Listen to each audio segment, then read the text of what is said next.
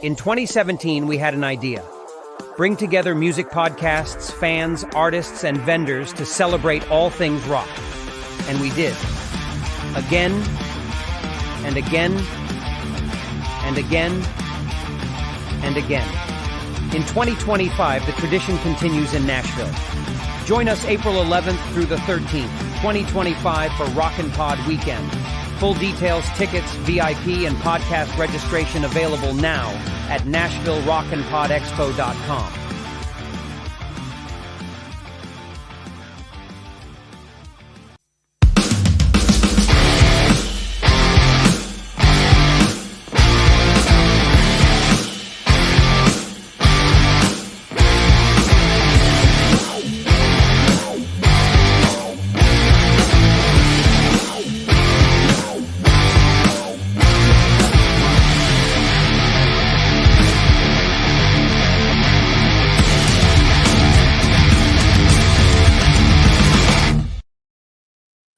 Happy Wednesday, everybody. ROCKNPOD Insider Chris Senzak here, along with friend of the Expo and longtime personal friend for a while now, Greg Renoff. How's it going, man?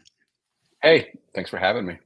It's good to have you. And I always like having people on that go all the way back to the very beginning of this thing, because we had a lot of people come on in the last couple of them because we had moved on to bigger and better venues. But Greg goes all the way back to the strip mall days of the first one that we did at the Music Valley Event Center, which is a venue that is no longer there. I think it's a Spanish Market, if I'm correct.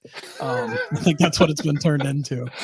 Hey, I come from the streets, man. I was like, bootstraps, pulled myself up with you. Like we started at the bottom and now we're here. That's right. That almost sounds like a song. It does almost sound like a song. Yeah, but no, it was very humble beginnings and a lot of fun back then. But also, I didn't want to have you back on because Van Halen Rising, your book, was pretty new at the time that first ROCKNPOD happened, wasn't it?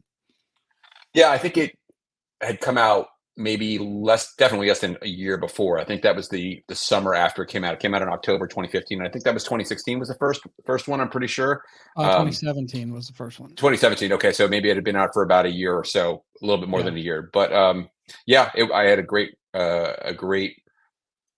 response from folks there, and it was fun. I mean, it's really was cool for me to go to Nashville actually and do this, because I had been to Nashville in the 90s when I was looking at colleges, actually long before any Van Halen books were on my horizon. And then to kind of go back and to be in that city and spend time with folks who were at ROCKNPOD and talk Van Halen and talk, all sorts of bands. I mean, the memorabilia that was there and the friends that I made. I mean, BJ Cramp and a whole bunch of other people we all know and love. It was a great time.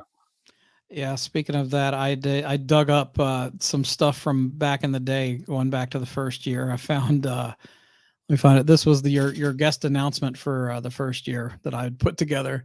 There's the graphic that we released. What happened to that guy? My wife's wondering too. She's like, "What happened to that guy who used to shave and actually get haircuts?" And I was like, "Well." Greg was definitely the most professional looking person in the building. Yeah, that all has declined since then. Yeah, you look like a slob like the rest of us now.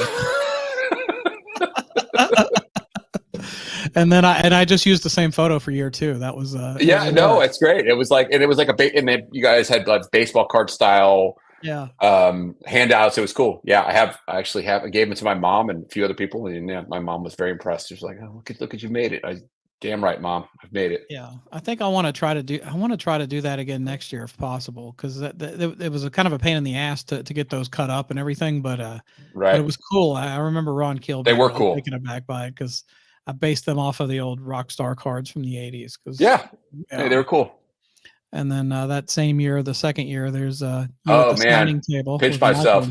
Yeah, that's a hell Michael of and Toby. That's awesome company to be sitting with. Two of those people have numerous platinum albums, and one doesn't. Take a guess who doesn't have any platinum albums. No, but you fit in with it because you appreciated what they. It was fun. It was great. That was, I mean, to me, like to a guy who writes about this stuff, and we all grew up fans of those albums that they made together. That was just a great. And Toby was amazing to talk to, and Michael was just awesome. So that's at ROCKNPOD, that's the thing you can visit with folks like that and chat and talk about, talk to Toby about making Alice in Chain album. It was like, pinch me. It was amazing. Yeah, it's I hate that he doesn't live in Nashville anymore, because he was a blast to hang out with back in those days. We went to his house and we did the Kiss Carnival of Souls albums unleashed discussion with him, and hanging out with Toby in his basement studio was just a blast. Yeah. Then of course Michael, I mean, his studio behind his house is a freaking $2 million studio, or it was. He has sold all the gear off and retired. But I'd love to get Michael to come back next year, but I don't know. He is not in any hurry to do anything music related. He seems happy in his retirement these days. It's definitely a burnout prone. I mean, I'm not saying he was burned out, but it's so intense making records. I mean, I think sometimes people just want to like walk away, just take a break. Well, and it was funny that we had him on several times to talk about albums he had made, and the first time it was Warrant Dog Eat Dog was the first one we did, and he hadn't listened to it. And since he did it, and like he made it real clear, he's like, once I'm done with a project, it's rare that I ever go back and listen to it. And, right. So I think that's very common. I mean, I think that's very common. It's like you like reading your own books or something, or like I don't like it'd be like, let me just sit down and like reread my own book. I mean, you might open it and look at it because you are interested for a moment, but it's not like you're going to be like revisiting it. It's just you move on to the next thing. Well, and especially with books, I have to imagine that's just a reminder of all the work. It's like, I got to think once you're done with a book, you probably don't want to see it again for at least for a long time. Yeah, it's interesting. Sometimes, I actually have to go back and look to remember did I, what did I write and stuff? Because occasionally people will like ask something and I'll have to go like, let me have to fact check myself by reading my own book. Okay. Yeah. I'm remembering it right. That's what it was. That's what I wrote. That's what it was. Yeah. And I'm assuming you've had a chance to see BJ's Cheap Trick book by now. Yeah. Yeah. Man, I'm super proud of him. He worked. He did so much tireless work on that thing, and I was going through it. My mind was just blown at all the research he must have done for that thing. And he went through it. I mean, he worked super hard and had to, basically make his own breaks and build his own relationships with people and to make that happen. So it's very cool. And he saw the void. I mean, I think that was the thing too. He saw the void in the scholars, void in the scholarship, so to speak, the void in the bookshelf, the Cheap Trick bookshelf, and did that because, got some nice, some really nice feedback I know from people that he admires, and so that's cool. Yeah, and I read with Van Halen Rising, you did over 200 interviews in advance of this thing. Yeah, Van Halen Rising was something that took a lot of years to do, and. Books at the time, I was actually a college professor. So it was, I've told the story before. I'll tell it quickly. It sort of became it was like a little side project for fun where I was like doing this and working on my own college professor stuff with other scholarship and teaching. And then it sort of ballooned into the book over the years. And so, it was a very long run up to release. So I did like 200 plus interviews and, it was a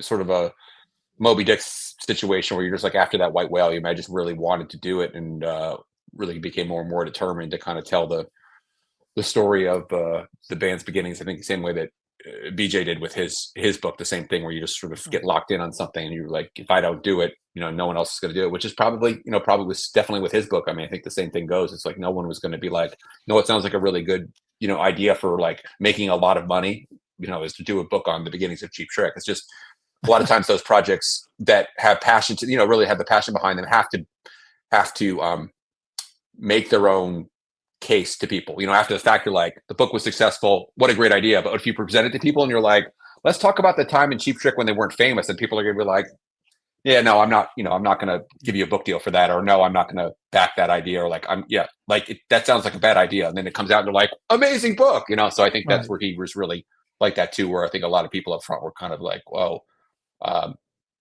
it seems like, I don't know what the right word is. It's just, it's not the easy way to write a book about a band, which in series sort of like focus on like a famous album or a famous period, which is a much more easy to sell, less, just to a publisher or to sell to people. And you're preaching to the choir with me. I mean, I'm the guy who bought a 200 plus page book that Julian Gill wrote about music from The Elder, and I don't even like the album. Yeah. So I mean, I don't even like Julian. I have Julian's book on the Four Kiss solo albums, which I really, really like Yeah. and really And enjoy. And yeah, yeah. I mean, look, that's the thing. There is something to the fact that yes, you can sometimes get a book that comes out on any historic subject or any topic that is like, oh, I've read 100 books about the Battle of Gettysburg. I studied the Civil War, and there's this new one which has really like redefined my perspective on it, and it's kind of a game changer. But there are a lot of them that are going to come out. They're just going to kind of fall in line and kind of tell the same story, and so yeah, for guys like Julian and for BJ to kind of say, yeah, let's look at the least successful Kiss album. Let's look at right. the period in time where Cheap Trick wasn't famous. It's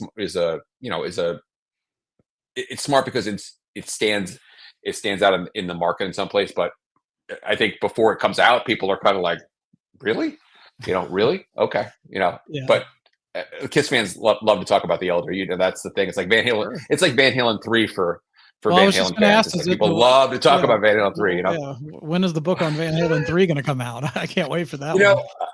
I would, even more interesting is that there's been Chris Gill, who writes for Guitar World, is a friend of mine who's really one of the key people for keeping up on sort of especially the last 10 to 12 years of Van Halen developments. Chris has been the guy who's interviewed Eddie, interviewed Wolf a number of times. And, he had, from what I understand, heard the follow-up to Van Halen 3, basically the work that was done on a follow-up that never came out. And so there's a whole saga, with Mike Post, all going back and being the Rockford Files guy and having such a huge success in television. And then apparently is friends with Eddie, and Eddie brings him in, and then he produces it. But like, it seems like he was just like, sounds good, Ed, keep at, like, he wasn't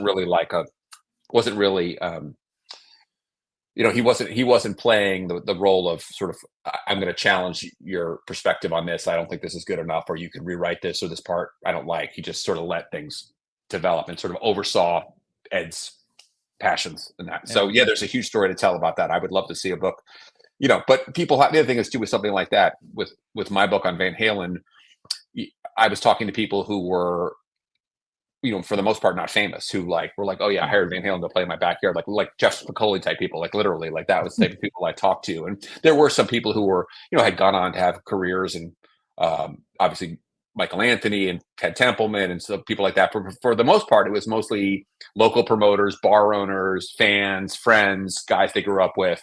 So, as you get to the period of time where it gets to be like the making of the Elder, you're really talking about still only maybe like 10 or 15 people are going to be able to really give you that story, if they're going to speak directly to you or use old interviews they did. So it becomes more difficult to do, so it's like, if Alex doesn't want to talk, if Gary doesn't want to talk, Mike, I'm sure Mike Anthony would always talk, but like then you're kind of like boxed in with like your ability to do that type of book. So, yeah. Well, and I always found, just through my own interview process with podcasting, is, just to use Kiss for an example, because that's the band we've done the most deep dives on. It's like, I'd much rather talk to Pixie Esmond, who was their wardrobe person on the Dynasty tour and had amazing stories, compared to Paul or Gene, because Paul and Gene's going to give you the same answers all the time. Well, and they've given so many interviews. I mean, that was the thing that was for me. I attempted to. I requested for an interview with Eddie. I was turned down by his wife Janie at the time, who was his publicist, and very polite and very nice email saying, no, Ed's not available for an interview. I tried to interview Roth, and request came back from his person saying it's not available, which people were like, wasn't that like a devastating blow? And I'm like, well, of course I would. I mean, obviously, if you like get to choose, push the button, like the easy button. Yes, I want to talk to Eddie Van Halen. Yes, I want to talk to David Lee Roth. But on the other hand, they've done a lot of interviews. It would have been much more difficult, if like for me, honestly, if like Ted Templeman was like, I'm not talking to you, and he was the guy who made the record, like that obviously is a much more because he's not a guy who's like done 55 interviews about the making of X album. He just doesn't. He's just or like he's talked in like 2 or 3 Q&As in an interview about a Van Halen album. He's not done like a deep dive. So that was much more advantageous to trying to do the book and do the story justice in some ways, because there was a lot of Van Halen interview content out there. Yeah. Speaking of Van Halen books, I was on a trip recently, and I finally went ahead and listened to the audiobook version of the Noel Monk book, Running with the Devil. Now, I'm not a Van Halen expert by any means. I've heard that I've heard that from people I know that are Van Halen experts or diehard fans that have disputed some of the stuff he said in the book. What's your take on that book? Did he sensationalize stuff, or do you? It seemed like he tried to take a hell of a lot of credit for a hell of a lot of things. Does he really deserve that much, or do you think he kind of overinflated himself in that book? You know, I personally, I read the book. I it was a book that for me was an unpleasant read. I'm not trying to like take shots at Noel about that. It was just a difficult book to read because there's a lot of stuff in there that for me was like kind of like, I don't know, a lot of stuff about just about Eddie, for example, and about some of his personal exploits that I didn't really enjoy reading about. I mean, it was also the time too that Eddie was sick, so that may have colored it. Like if I read that book maybe 10 years earlier and Eddie wasn't sick, so to speak, I may have looked at it differently. Look, Noel was there. Noel was the guy who went from being their tour manager to becoming their personal manager and managed them. So he's got a story to tell. I think one of the things about a book like that is, it's a lot of stuff that gets compressed sometimes into a book that really, may not, what to say, may not differentiate between things that happen on certain tours versus other tours. That was kind of my read on it. I'm not sure about the years. For example, there's the very well disputed passage about did Michael Anthony sign away his rights in 1984, and Noel had produced a document that was a legal document but was unsigned. And I think that was one thing where, at least from what I've heard, I'll just say what I heard, that the way that the story was basically told was that Mike signed away his rights at that time, when actually that wasn't true. I think that Sammy's book probably did a better job of kind of doing that, and that's a real serious issue with basically Dave and Ed and Al sort of coming to Mike and saying, we should pull your songwriting rights, sort of what your publishing rights. And from what I understand, the way that Noel sort of told that story, it didn't happen in the timing that it did. So it's and for me, again, as a fan, it's like we've all read books where it's just like you just kind of go, oh, if you're done with it, you're like, well, that's depressing, for lack of a better term. I mean, I feel it was kind of like that was the way it was. I mean, to me, Van Halen is about fun. Again, this is my personal taste. I'm not saying it's anything wrong with what Noel did with writing his book. It was his story. You should tell it. He was the manager of Van Halen. But for me, it was kind of like left me with sort of like Van Halen was always fun to me. Like Van Halen was always like something that made me happy. And yes, I know they had problems, and I know they broke up, and I get it. Like, listening to this goes, I get it. But like, to me, it was sort of like left me with that sort of like, kind of a not great feeling after you read it, And I want to read a book about Van Halen, to be honest with you. I want to make, I want it to be something that like gives me a little bit of joy to the read, so to speak. And that kind of, I felt, got lost in the shuffle of the book. It definitely gets very heavy in several places. I was, It got very dark in certain parts of it. I was like, wow, this is deep. But, and look, can you imagine trying to manage that band? No, I mean, I'm just laughing, just thinking about like managing those personalities and the whole, I mean, so, I always think that, he was there, managed the band, 6 albums, 6 incredibly successful albums, and was a good run for a manager. I mean, really, that's a pretty good for a run for most managers. And so, and so, I'm glad he did his book, because people have enjoyed it. And, he was definitely a person who was kind of had a mysterious vibe around him, because he kind of went off everybody's radar. He kind of like went off everybody's radar after Van Halen. He sort of stepped away from management and kind of didn't speak, so to speak. And so to have his voice out there, I think was, for the historical records, important. And was it last year or year before that he passed away? I think that's right. I've kind of lost track. It was a couple of years ago. I mean, I think it was 2 years ago. Yeah. He was, that was something that sort of came kind of, out of the blue. I mean, obviously, so, a lot of things people sometimes they announce they're not well. And I think I didn't know that he was not well, but yeah, he passed away. Now, to do with that sort of, there's been a few months ago, there was some really great footage of the, I want to say it was the Donington Festival '84. That came out. And I believe it was the info at the time was that it was footage that was in the possession of Noel Monk's estate that got sold.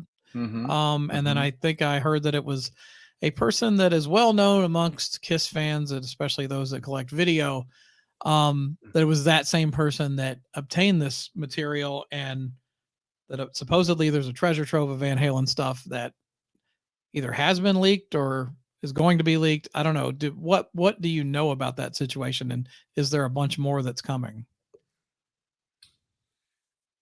So let's go back in time. So like 2010 or so, even further back, 2000, Noel sold documents on eBay. And what I mean by that, I don't mean like there was any like top secret documents. I mean like one of the things that I believe Noel did for years was that he ended up with a large body of stuff that was kind of left over from Van Halen. Maybe there's some t-shirts, programs, again, like that type of stuff. But one of the things he did, there were memos and documents that he sold photocopies of. I'm not saying like the originals. He was actually like literally like Xeroxing them. And one of the things that came off the Xerox machine and was sold on eBay, I didn't buy a copy, but they showed up online. People said I bought these from eBay. And then later on, you sort of figure out that Noel was the one who sold these, was that it was an inventory sheets for like basically like what's in the Van Halen vault. When I mean the Van Halen vault, like what the band had in its possession in 1985. Wow. And there was a tremendous amount of material listed on that, which they would be live shows from a number of the tours. There was some audio as well. And then of course that was always, as a historian and a lot of people, I mean, everyone who's a kind of Van Halen obsessive like me will know what this is. This stuff was, it was the Van Halen archive sheets. And you were just like, wow, like what happened to that stuff? What happened to that stuff? One of the things listed on it was the Donington material. So I would just say this, like at some point that material was held by Van Halen.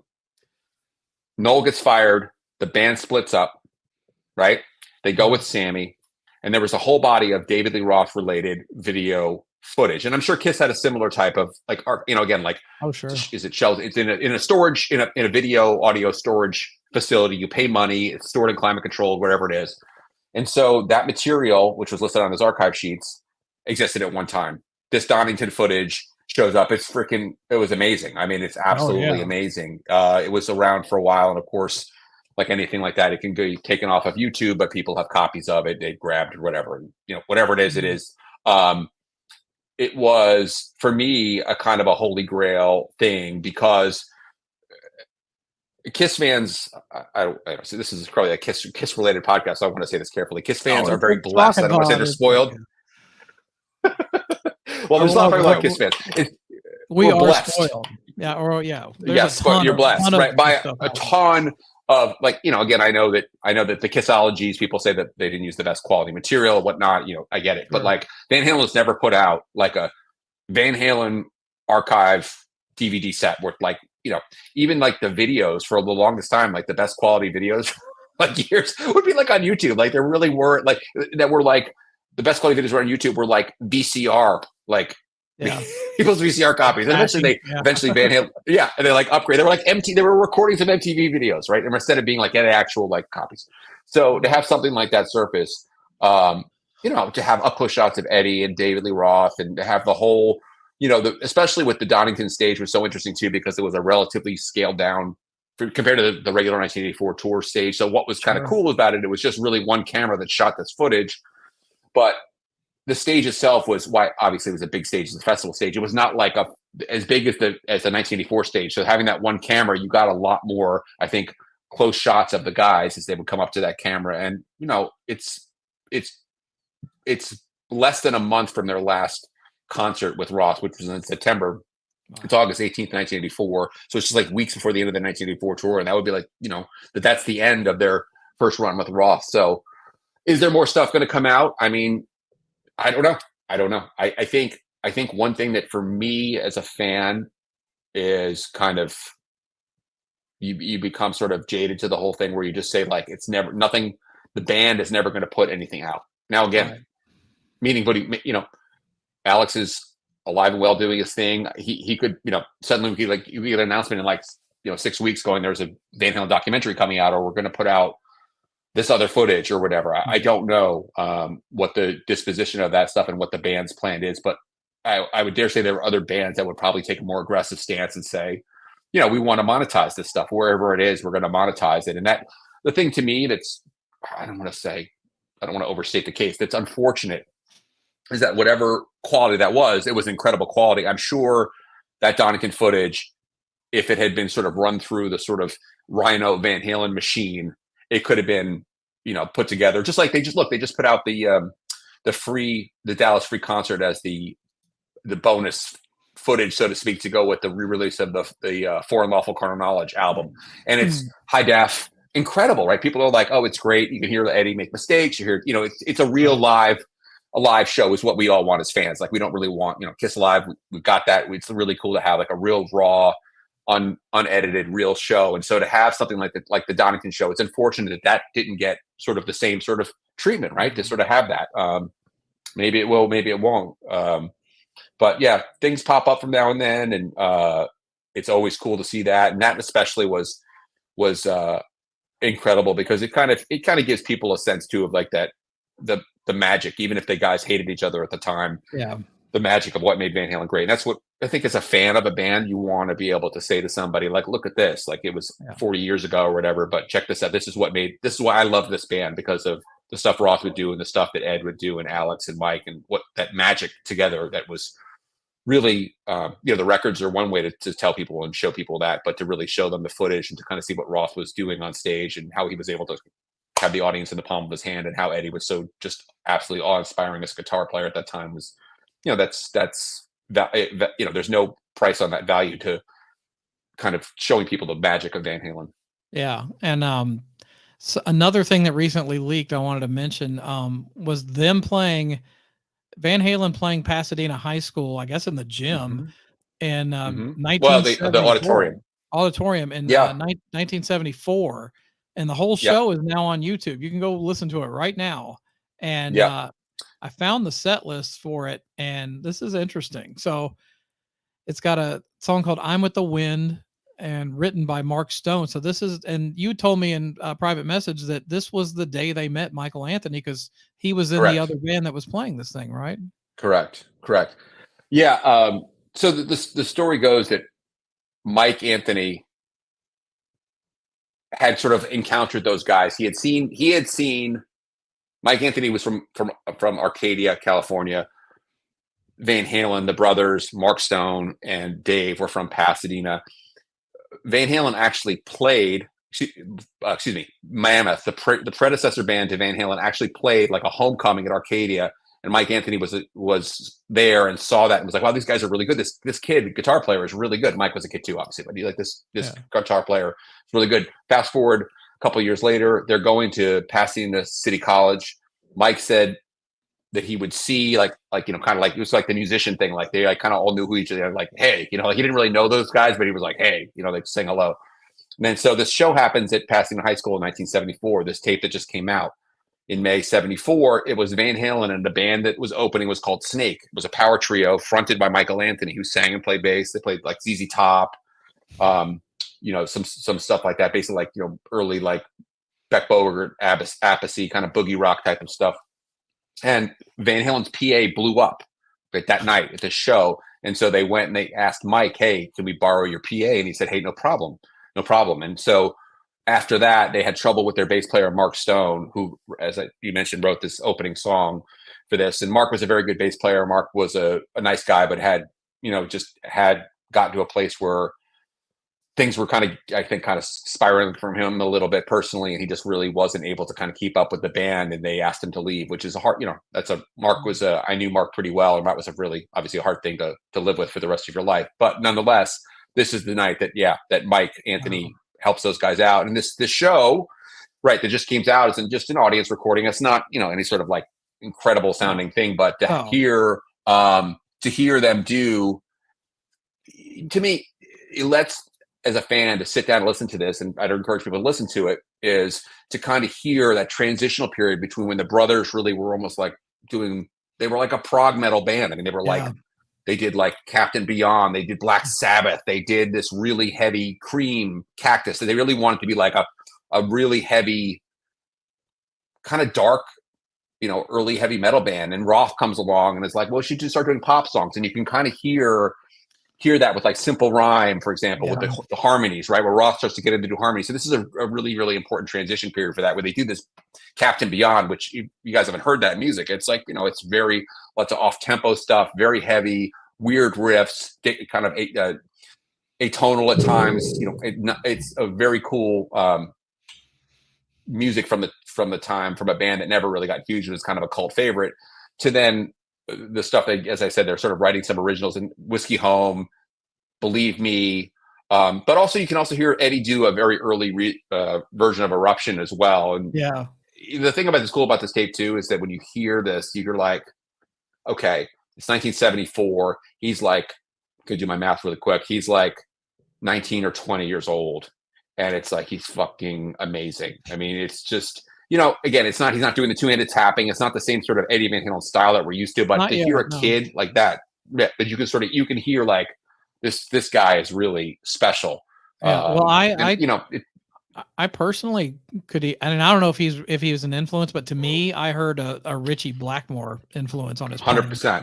100%.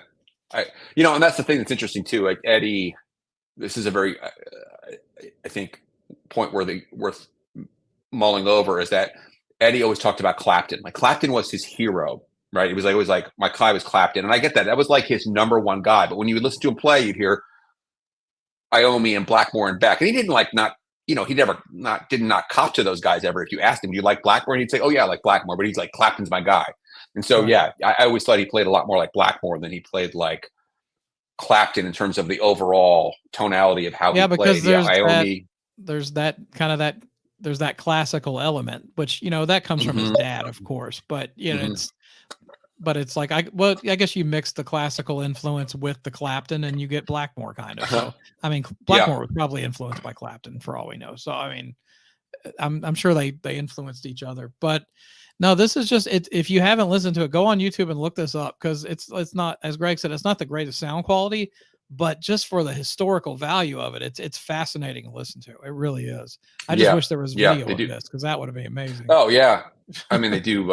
It's easy to, and again, I sorry to get on my Van Halen soapbox, but it's like that's the thing too. It's like you can hear like later on in about a year, as they start to go playing in clubs and they're playing more covers. They're going to play Waiting for the Bus. They're going to play Johnny Winter. They'll play more like kind of like a poppy stuff, and that's sort of like. You can't, when you're trying to get people to dance in a top 40 club, you can't play stuff from Volume 4.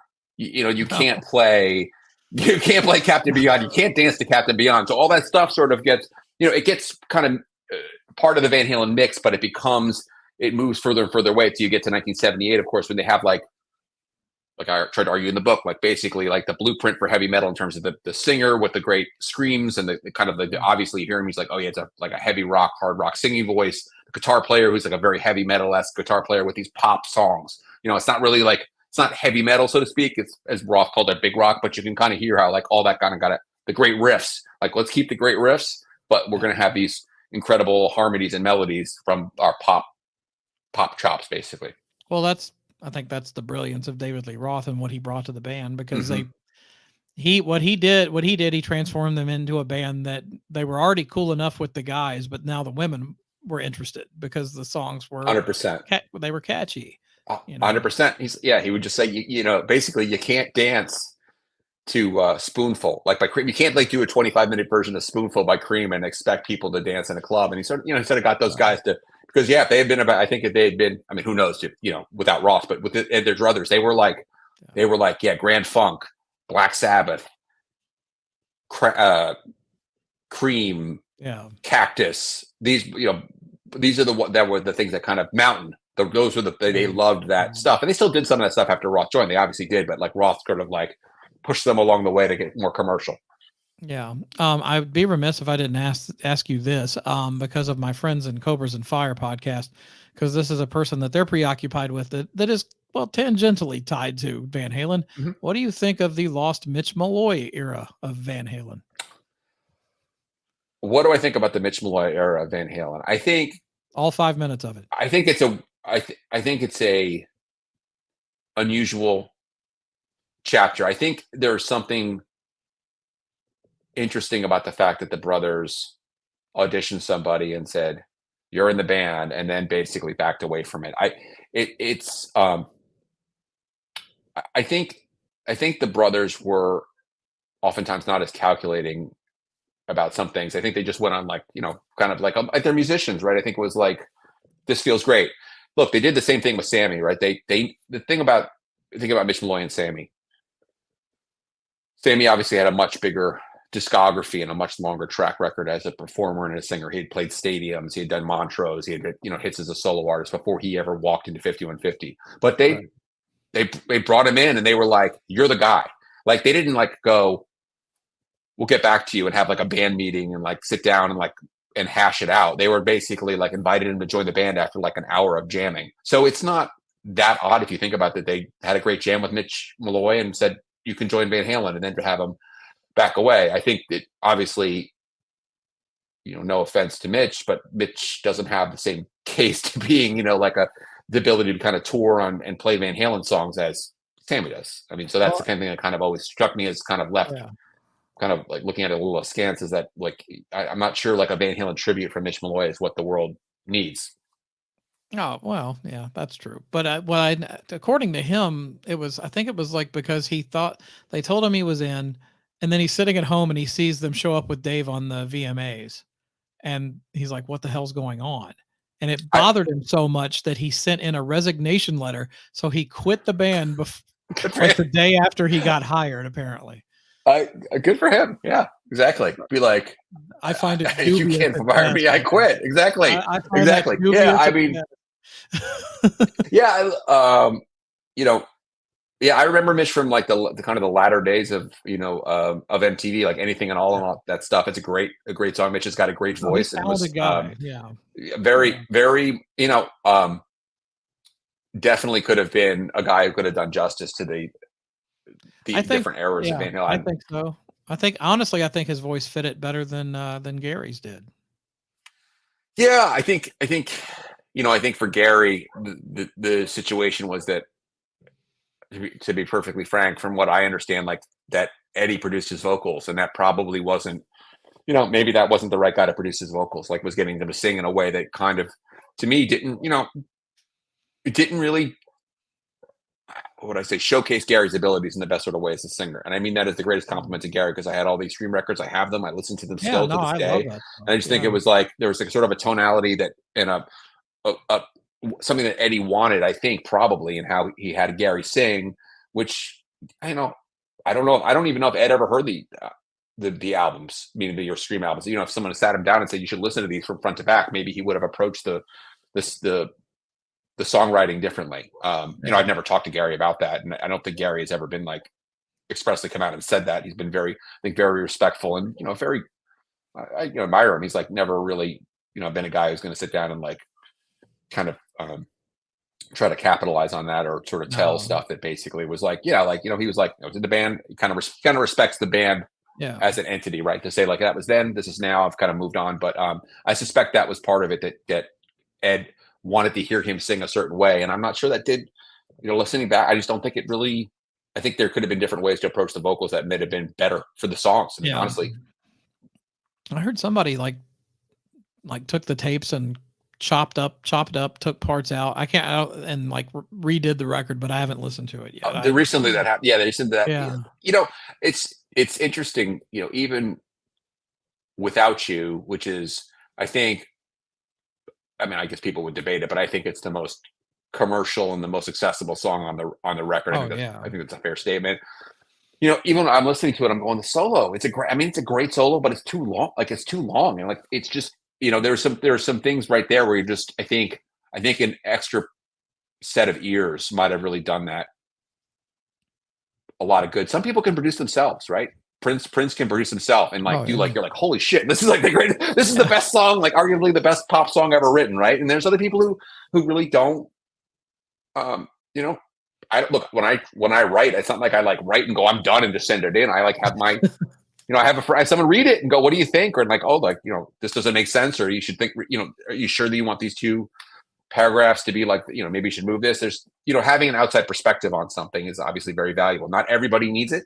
But I think for Van Halen 3, that was definitely something that got lost in the shuffle. And it's, to me too, I think this is only my personal opinion. I just think that because Ed had gotten sober and was so invested in, this is my art, this is me, this is who I am, like basically saying like, I'm finally going to be basically I'm not drinking, I'm not doing drugs, and I'm going to be able to absolutely express my musical art the way I would naturally be able to express it. The fact that the album didn't sell, I think that was devastating to him. I really do. And again, I've never heard him say that, and I never spoke to the man, so I don't know that that's true. But I think it was like kind of a crushing thing, because you can just imagine going, I'm in this beautiful place, I'm sober, I've done this thing, and then the album comes out, and again, it's always relative. Like, it bombed, it went gold, right? But that was the first album that didn't go platinum. They had the longest running streak in platinum albums. It was crazy how many they had in a row. And instead of like kind of, I think for him, instead of walking away going, well, screw it, I did what I wanted and it's fine, let's do it, let's just move on to the next record. I suspect it really aided him that it didn't work. That I'm sure that he had other stuff going on in his life that was problematic, that contributed to his issues. But I could imagine that might have been maybe, reframing that and going, hey, I did what I wanted. We toured.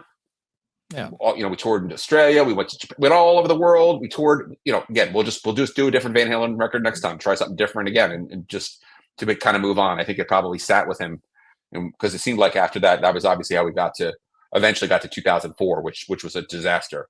Yeah. I so many ways. I saw them on the VH3 tour in Nashville. Oh, you did? Yeah, and it was Kenny Wayne Shepherd open. Yeah, Kenny Wayne Shepherd. The shows were great. I mean, right? People awesome. loved the shows. No, the set list was killer. They did the set list was killer, right? And Streets, Romeo Delight. They did a bunch of great stuff. And Gary's super entertaining, and he like took all that stuff on, right? He was just like, let's do it. Like, there's no and that's the thing too that was really unfortunate, because it must have been a breath of fresh air for those guys to have somebody who wasn't, just wasn't a guy who had, who could just be like, okay. Like the brothers could just kind of say, we're going to do this, and have someone who's very affable and be like, sure, no problem. Oh, I get to sing Van Halen songs, I'm in. Gary's like, I get to be in Van Halen and sing Van Halen songs and hang out with you guys and be part of this band, I'm in. He wasn't like, I need this, I need that, which is obviously some of the other singers in the band might have had a different perspective on what that whole experience, right? So it's just, and that whole 96 to 2004, Van Halen 3 doing just kind of okay, and then they toured, and then it just kind of all went south by 2004. What a disaster that was. Just tragic for me to see that, as a fan. I think for anybody, a human being who'd be like, I don't care how detached as a fan you are, you looked at Ed at that time and go, this guy's struggling with some stuff. Something's not right with this guy. I got offered free tickets to that tour, but I had already seen some clips of how Eddie looked. Mm-hmm. And I couldn't bring myself to go watch it in person, because I was like, this is going to break my heart. I don't want to see it. Yeah, it was, and it's just, you hear sort of stories after the fact, and sort of, I could be misquoting Sammy, so God forbid me if I am. But, I don't it was something to the effect that I don't. Yeah, so, Van Halen's a very political band. I mean, as I was thinking about this, like, we live in such a politically divided country. Like, Van Halen is like, it was like America's divided, and of course, obviously, as like Van Halen fandom is divided. So someone's gonna be like, you're misquoting Sammy. That he basically said, if we don't do this now, I'm afraid that we're never going to do another tour. Like, the future's uncertain for Van Halen, and sort of the personal aspects of that. And so, that too is just, it must have been just, I don't know, the whole thing was just unfortunate for on so many levels. I know that people who went kind of talked about sort of like, yeah, that was rough to see. And there's there were some shows that were better than others, but the tell was supposed that Ed had his samurai hair. That I think Sammy talked about that in his book. I think Sammy talked about that in his book, when like Ed took his hair and like put it up like this and did his samurai hair, like you knew like it was going to be a rough one. Like Ed was like locked into like some sort of like other headspace that was not really healthy to be in. I'm sure you've heard Craig Gass's stories of hanging out at Ed's house. Oh yeah. Yeah. I mean, it's It's interesting, right? I mean, like to hear about people being up there and hanging out. I mean, it's like I don't know, it's like Graceland for Van Halen fans, right? You're like, Oh oh, yeah. I know, like if you like, unfortunately, no, I shouldn't say that unfortunately, but like, with Graceland, we all can visit Graceland now. But like, anyone who's been to 5150, it's a very cool and rare thing to be like, yeah, I went up there, just to whatever. Like I've talked to people like, oh yeah, I went up there to clean the pool. I was like, literally, like I've talked to people who've been like, I went up there to clean the pool, and like Eddie like opened the door and like showed me the studio, and I was like, holy shit, like this is, Wow. that's to me, that's like, gives you goosebumps to think about that. So, yeah, for like a guy like Craig who like who's up there, like it's always his stories are great, and he's he should be doing that for the rest of his life. That's a great bit. That's hilarious. But what do you think the future holds? I mean, you've got Alex selling off all his gear, and sold off all, and the biggest drum, one of the drum kits went for like 125K, and and then Sammy, I do, and I'll tell you, Greg, I think you like all eras of the band, but I criticize Sammy a lot, but just because Sammy steps in it a lot, and he came out and he was like, Alex doing this auction is his way of telling me that he's done and doesn't want to work with me. And it's like, come on, Sammy, it's not about you. It's not about you. There's that funny meme.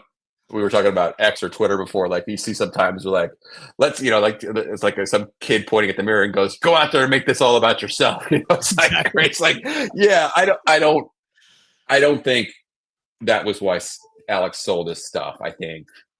I don't have any special insight into why Alex sold his stuff. I imagine he was thinking to himself. I mean, like I think anybody who reaches the age of 70 thinks, yeah, I could die tomorrow. Like anything, once you get a certain age, you're like, obviously, that your time on, I'm not saying he's sick or anything. I'm just saying, like, it's anybody. You're reaching a certain age. You're like, okay, am I going to leave this to my kids? Like, basically have this stuff in a warehouse and leave it to my family to have to sort through it if I'm unable physically to make the decisions for it, or something, God forbid, happens to me.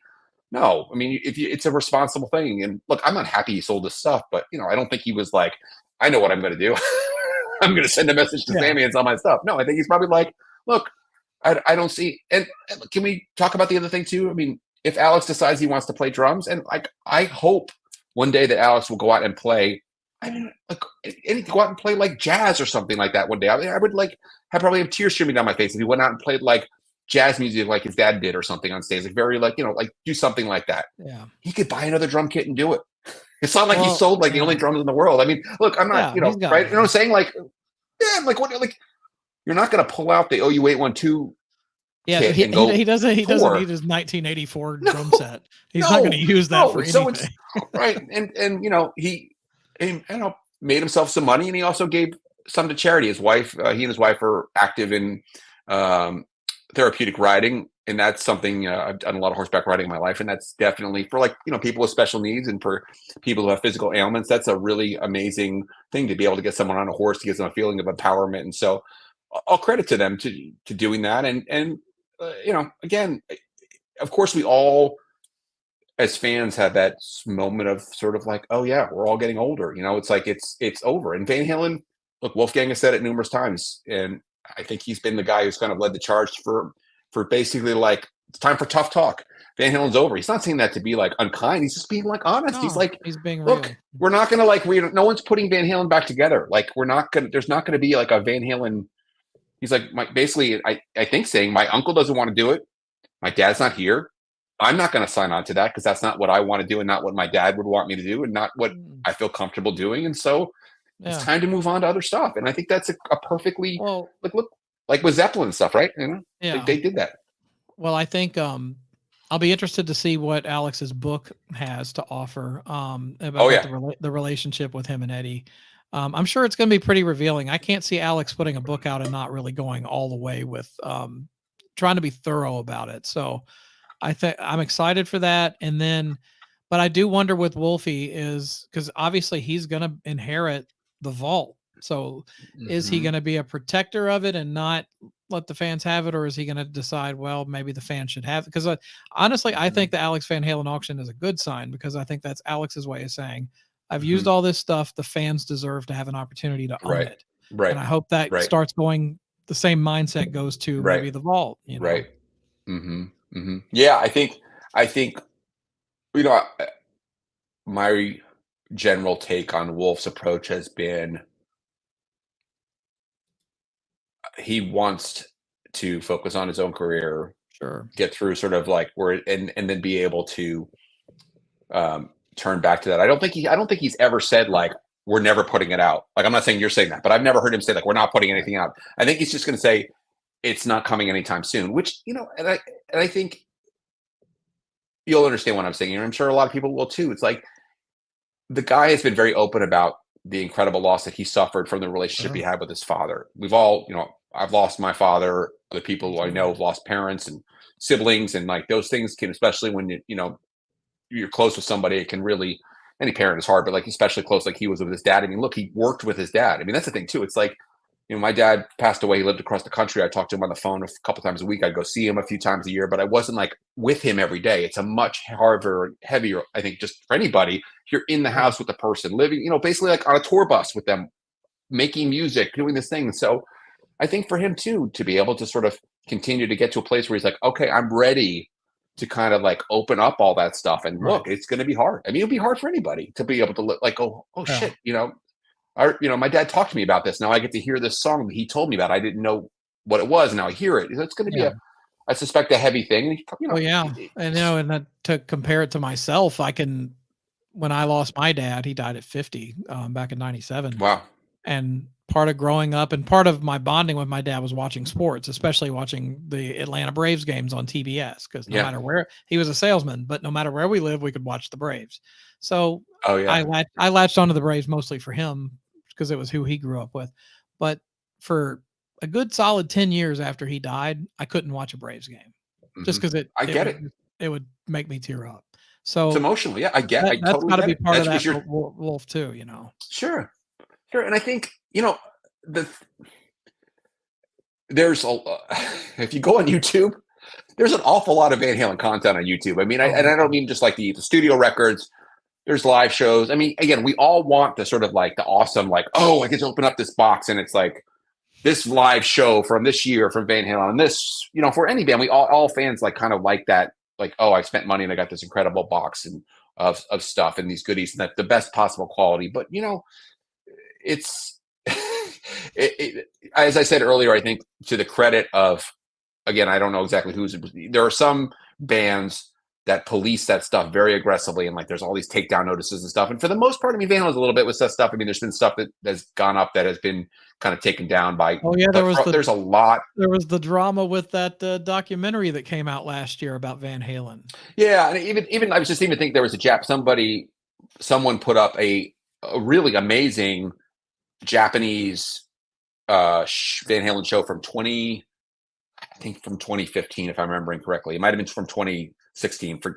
And it was up for about a week. I mean, it was HD killer. It was the in-house, the video camera Right. feed for the show, and it was like incredible. And it stayed up for about a week. And I always think it was like, it was almost like they were like, okay, Enough already. okay, and we're gonna cut that. But like, people have downloaded copies and stuff like that. So there's tons of material out there. And look, I think the flip side of that for people to think about. I grew up with an uncle who was a big Hendrix fan, so I was like a kid. I mean, again, I'm like a little kid. I didn't know what the hell was going on, but I remember he had Hendrix records from the '70s, like Hendrix, Isle of Wight, and it like maybe like Midnight Lightning, and a couple of these records that came out in the '70s.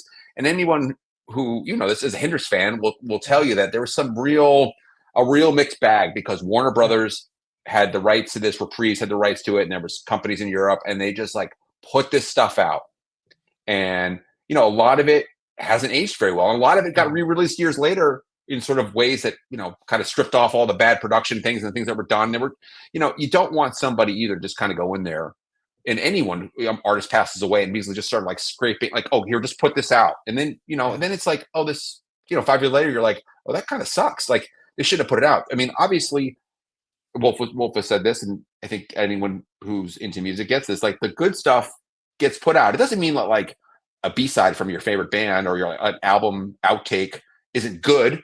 It's just obviously they put out the 10 best and maybe 2 or 3 songs that were not as good didn't come out. And so, that's the thing too to think about. It's like not everything should be necessarily like on the table to be out. I'm sure, but there was no doubt in 5150 incredible incredible Yeah. things that Eddie playing Oh, yeah. piano. I am sure there's tons of that stuff. Like, let's hear Eddie like really playing piano. That would be incredible to hear that. Sure. Well, I mean, it's just people like us. I want to hear them talking between songs. Yeah. Sure. I want, no matter what you have on the cutting room floor, I will listen to it. Right. But, Exactly. but we're not the masses. I mean, like No. a normal Van Halen fan wants to hear Dance the Night Away. They don't want to hear, here's take 32 of House of Pain with a different intro. Right. Speaking of which, did you see Gene Simmons band did the demo version live the other day? I did. I know that Gene loves to talk about the demo for obvious reasons, because it was, look, he deserves all the credit in the world for being the first guy to kind of actually make something happen with Van Halen on a real level, get them to New York. And but I thought that was a really cool thing. And that's actually to me, the best piece of that demo is the House of Pain. For people who don't know, there are basically 3 versions of House of Pain that exist in demo form. There's the Gene Simmons version, which was done in the November of '76. Then there's the Ted Templeman demo version, which is on YouTube. You guys can hear that too, that he did in April '77. Then there's the 1984 album version that came out as the last song on the second side of Van Halen 6 record, 1984. To have those 3 versions of the song, it's pretty cool. And it's super heavy, the Gene version, and it was actually, I was like shocked to hear. I mean, I was like, oh my God, that's like really cool. And of course, I had people mention to me like, I'd rather hear some Kiss song. Like, obviously, if you're going to see Gene, you want to hear like some deep Kiss cut that he wouldn't normally do than that. But to me, I don't know how many times they did it. They just did it the one time with Brian. I bring Brian Tishy was on drums. Yeah, that had to have been his cool. idea too. Yeah, you should get Brian on and make him confess. Like, I tell the whole story. Here we go, 1 hour, go, Brian. Well, when I saw it, I was like, that's Tishy's idea. He's that much of a nerd where he talked Gene into doing that. Oh yeah, like the double bass and everything, right? That's the other thing too. It's like it's a super heavy. It's the one thing that's very interesting too is that I talked to Templeman about that stuff.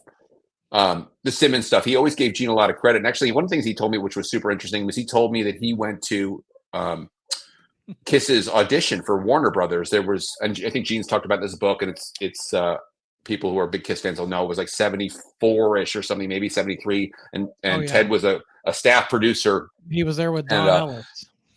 Yeah, and then so he said like Gene came out and he was like doing what he called magic tricks, and like he was like, I thought it was a cool thing. They didn't get a deal from Warner Brothers. Mo Austin didn't want to sign them, but he was like Gene is smart. This is a talented guy, because it's such an it's kind of an offbeat thing for Warner's to I think to sign a band like that. But he always had enormous respect for Gene, and he just said, which is interesting. He said like, I wanted to play up more of the sunshiny parts of Van Halen. So yeah, we had Running with the Devil, but he's like, Feel Your Love Tonight. He's like, he wanted more of like a happier poppy thing. So it's that other part again, that older, like we were talking about, that heavier, darker side of Van Halen, which showed up on some of their records, but like that Gene had a different take on what Van Halen was. I think the Gene Simmons demo is definitely like a kind of a little bit of a darker, heavier than what Templeman did with them with Van Halen. Yeah, I love the zero. I guess they're called the zero demos. But yeah, so we're right at the hour mark. But before we go, I want to just quickly get some of your favorite memories of coming to past Rockin' Pods. I'm kind of guessing the ones that stand out were probably the ones that involve Billy Sheehan and Greg Bissonette in 2021. That was really, that was really cool. Yeah, that was really cool. That was to have those guys do a Q&A and a deep dive into the Roth tour. Yeah, that was like, that's like, that was cool. Thank you for putting that up. That gave me the greatest feeling. Cause like Billy is like, anyone who's met Billy Sheehan knows he is the greatest guy. Greg and Billy are both like two of the warmest, nicest guys. And you say, don't you want to meet your heroes? Well, those are guys you want to meet. I mean, there are some people, obviously, like anything, you're like, oh yeah, that was really kind of an unpleasant experience. These guys are like, it's like the best vibes, best guys. And they just were so great in that event. And here's the other thing that's kind of cool was it was about a Rockin' Pod. So Mark Goodman from MTV was there. I think Matt Pinfield was there. You guys had a great MTV panel. And Ricky. Yeah. But so, and Ricky, right. So this is where I get to sound like kind of a little douchey. I get to be like, well, I was hanging out backstage with Mark Goodman we were just sitting, actually, we were just sitting like, whatever, eating a sandwich, like whatever, in this little waiting area before like they came out for a panel or something. We were just there at the same time. Wow. And I was like, kind of geeking out. I was like, I just met Billy, and again, or talked to Billy again. And he was like, he told me, so he was having marital problems, and he was like, yeah, I was having some, we were having some problems. It was 86. And he's like, so I just was like, F it. I left and I went on the road with Ross the Rock Band. I was just like, he like rode the bus for like 2 weeks, and I just thought to myself, that's an 80s thing right there. Yeah, like, it's like, he was just saying, like, he was just, I don't want to overtell the story, but basically like, we need some time apart. Okay, let's just have some time apart. And it's like, so he didn't like go to a hotel. He just was like, I went down the road with David Rock. The wife's like, I'm gonna go to therapy, and the husband's like, oh, I'm gonna go. Yeah, right. I just thought it was like, he was, Mark's a great guy. Has, Mark's, as a DJ goes way back and has such amazing lineage as a music guy, but way before MTV and everything. But that was like a story that was a great moment of that day too. It was just like, because of course at the time, you're 16, in 1986, and you're like, wow, yeah, that would have been cool. that would have been like the ultimate, man, like to ride that bus for 2 weeks. And he was like, yeah, just basically like, well, I mean, they did already know each other from the US Festival, because he had I mean, it was just like Roth was a horrible influence on him apparently. Yeah, like, Dave, hey, do you mind if I jump on the bus? And he goes, Mark, yeah, sounds good. And he wrote, just toured America for a couple of weeks. But yeah, those are some of my favorite Rock and Pod memories. And then, what else I would say to people, buy tickets. It's such a great hang. I mean, that's the thing too. Like, you go to the event and you do all this great spending great time meeting people who, like, again, Matt Pinfield, Mark Goodman, who I had not met either of those guys before. That was really amazing. And then at night, a bunch of us would just go out and eat, and like go eat, Nashville hot chicken, or go to a record store, and just, look, I can only speak for myself. I've got a lot of friends in Tulsa who I visit with, and some of them are music fans, but you're really among people who you're like, hey, on the second side of the second Cheap Trick record, there's this amazing song. People are like, oh yeah. And then they're going to want to talk to you about, some very obscure part of any band's, history, or you're going to be sitting with someone who's an expert on some band and get to talk about stuff that really, like, you can't go out to dinner with like your wife and your friends and be like, hey, you know what I really want to talk about? I want to talk about Stars. Yeah. Stars for about 45 minutes, but you can find people at Rock and Pod who are going to be like, let's keep talking about Stars. We're an hour 2. Let's keep going, So that's the stuff, is you kind of can really get these deep dives and have these great relationships. I met people there who I'm friends with to this day, who I had not met in person and didn't know. And BJ is a classic example of that, who I had spoken to online, but BJ Crampton got to be very good friends with from that experience of hanging with him. Yeah, it's wild. I thought we were going to stop with 1 year, and it just, every year we got to do it again. And we just keep doing it. So it's yeah, and the podcasters too. I mean, that's the promotion. I would also say really quickly is that if you have something to promote and you get to go, I mean, that's the thing too. You get to go into a room with 8 or 10 podcasts going and be able to sit down and kind of, you talk about like, Radio Row at the Super Bowl. It's like the same thing where these guys like, it's pattern. It works great. Yeah. It works great. I mean, it really is. You can really do great for promotion, and again, just network and meet people like shake someone's hand. It's like, hey, it was great to meet you. I love your podcast. That's great too. Yeah. And before we go, I want to make sure, because I got to make sure I'm no longer the organizer, but I'm taking orders from above. And I have been told that the podcast registration is filling up. So if you're a music podcaster, you're watching right now, or you're watching on the replay, go to Nashville ROCKNPOD Expo.com, or just rocknpod.com. And you can get registered to have your own table, do interviews with cool people and artists and celebrities and all that good stuff. And and also if you own a business and you want to partner up with us, we're a DIY event. We don't have corporate sponsors. We do it all ourselves. So if you have an awesome business, you want to partner with us, help us out with some financial infusion, and then get your brand in front of a ton of rock and roll fans in Nashville over a weekend. And also get promoted on a bunch of podcasts. It's a great way to do it. Go to rocknpod.com, click on that sponsorship tab too. And we've had some great partnerships over the years. Always looking to have more. So if you own a business, get in touch with us. But Greg, thanks again for doing this. Best place to go pick up your books is it just Amazon or you have a website or what?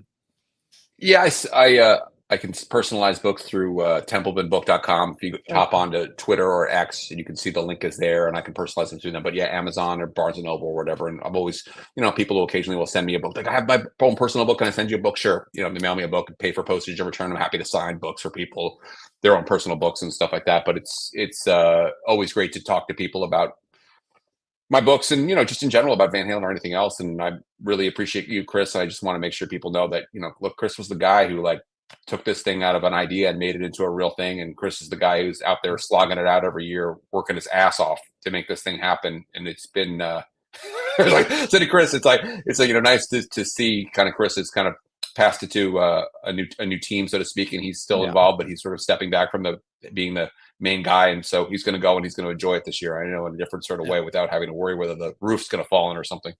No, I'm happy. I'm going to actually think about getting a shirt that just says "Ask Tracy" in big letters. Exactly. That way, if they come up and bug me, right? Former CEO or something like that. Yeah. Exactly. Exactly.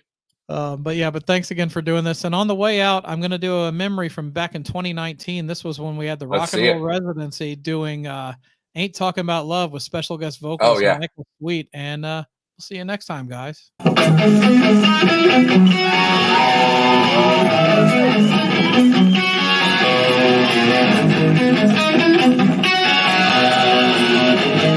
guys can raise your hands if you want to. Come on. See those hands. Make some noise. Oh, yeah, yeah, yeah, yeah. Oh, yeah, yeah.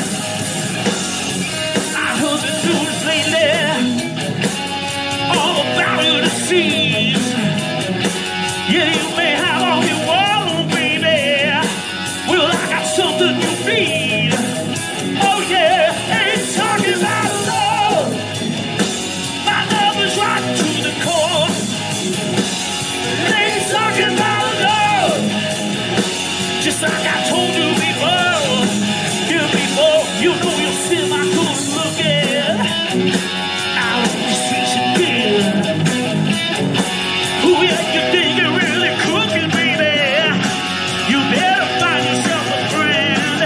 My friend ain't talking about love. My love is right to the core. Ain't talking about love. Just like I told you before.